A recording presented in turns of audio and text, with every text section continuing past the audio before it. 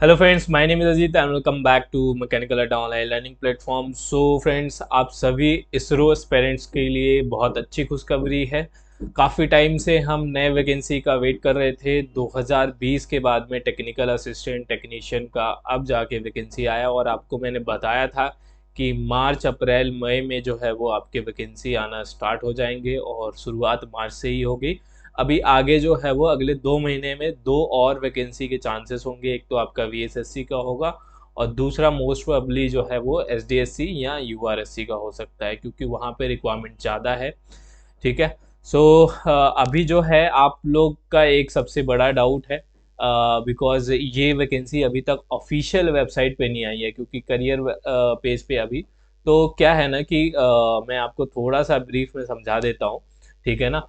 ये जो आपको एडवर्टीजमेंट शॉर्ट नोटिस दिख रहा है ना, एक्चुअली में क्या होता है कि जब भी वैकेंसी निकलता है ना, तो वो जो भी वैकेंसी का डेट होता है वेबसाइट पे आने से पहले उसको एम्प्लॉयमेंट न्यूज़ में भेजा जाता है, न्यूज़पेपर में भी भेजा जाता है। ठीक है ना। तो उसकी जो है शॉर्ट नोटिस भेजी जाती है। जैसे ये आपका मोस्ट प्रोबेबली एम्प्लॉयमेंट न्यूज़ जो है वो अभी जो है वो करंट एम्प्लॉयमेंट न्यूज़ 18 मार्च से लेके 24 मार्च तक है। ठीक है। अगला जो है वो 25 मार्च से आगे तक का होगा। तो मोस्ट प्रॉब्ली उसमें आएगा और इस सेम फॉर्मेट में आएगा। ठीक है। तो बाकी मैं ये शॉर्ट वीडियो बना रहा हूँ इस पे, और ये एक्चुअल है, फेक नहीं है। बहुत सारे बच्चे कह रहे हैं कि वेबसाइट पे नहीं है, तो उनको ये चीज़ें समझा रहा हूँ। ये न्यूज़पेपर और एम्प्लॉयमेंट न्यूज़ के लिए ये कटआउट जाता है शॉर्ट नोटिस के फॉर्म में। ठीक है। और जो डेट होता है वेबसाइट पे आने से पहले ये चीज़ भेजा जाता है, और वेबसाइट पे आपका पूरा एडवर्टीजमेंट आएगा। जब पूरा एडवर्टीजमेंट आएगा तो उस पर मैं डिटेल वीडियो बनाऊंगा। ठीक है। अभी जो है क्या क्या वैकेंसी है वो बता देता हूँ, और उसके अलावा जो क्वालिफिकेशन है, वैकेंसी है, यही यहाँ पे दिया हुआ है।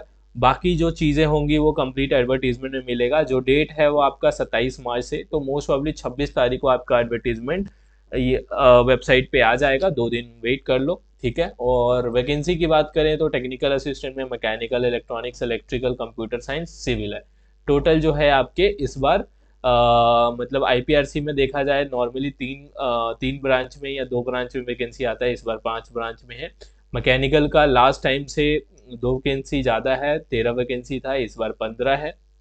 और इलेक्ट्रॉनिक्स में 4 है, इलेक्ट्रिकल में एक, कंप्यूटर साइंस में एक, सिविल में 3। देखो टेक्निकल असिस्टेंट की जो वैकेंसी होती है वो 10 से 20, मैक्सिमम जो है वो 25-26 रहती है हर ब्रांच की। स्पेशली मैकेनिकल और इलेक्ट्रॉनिक्स का ज़्यादा वैकेंसी होता है, और आईपीआरसी में इस बार काफ़ी अच्छा खासा आया हुआ है। ठीक है। तो यहाँ पे जो है वो आपका मैकेनिकल के लिए यहाँ पे जो ब्रांच मेंशन है वो मैकेनिकल और प्रोडक्शन दिया हुआ है। इलेक्ट्रॉनिक्स में जो दिया हुआ है वो आपका इलेक्ट्रॉनिक्स एंड कम्युनिकेशन है। ठीक है। इलेक्ट्रॉनिक्स इंजीनियरिंग है, ईसी है, ईटी भी है, और फिर इंस्ट्रूमेंटेशन भी है। उसके अलावा इलेक्ट्रिकल का जो है वो आपका इलेक्ट्रिकल में जो है वो आप एलिजिबल हैं, इलेक्ट्रिकल इंजीनियरिंग हो गया या ट्रिपल ई हो गया। और कंप्यूटर साइंस में कंप्यूटर साइंस हो गया डिप्लोमा, और आपका ये सभी मैं डिप्लोमा की बात कर रहा हूँ। डिप्लोमा मैंडेटरी है।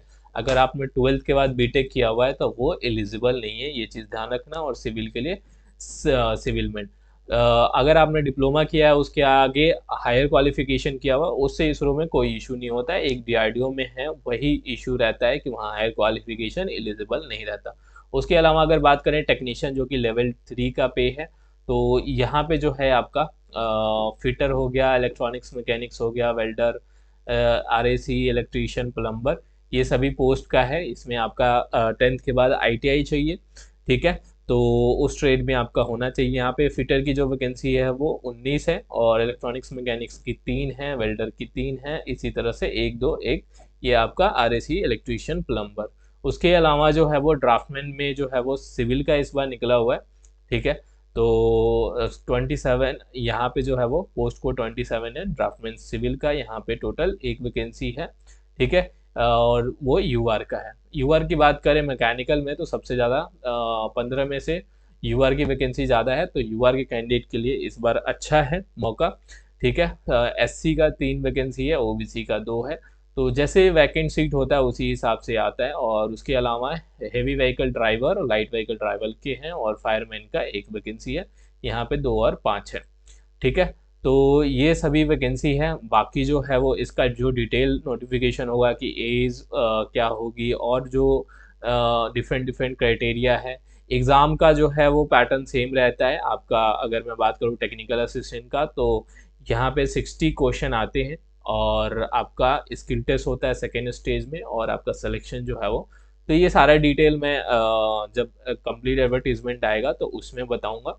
ठीक है, अभी के लिए कोई आपको डाउट होता है तो वो कमेंट में ज़रूर बताना।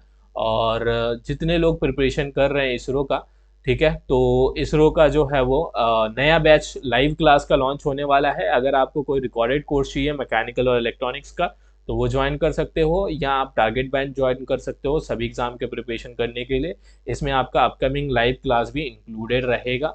और अभी जो है वो नवरात्रि का डिस्काउंट चल रहा है 20%, तो वो आप कूपन कोड 920 लगा के यूज़ कर सकते हो। और अब जो है वो इसके अलावा अगर आपके कोई भी क्वेश्चन होगा तो मिलेंगे नेक्स्ट वीडियो में नेक्स्ट अपडेट के साथ। Thanks for watching.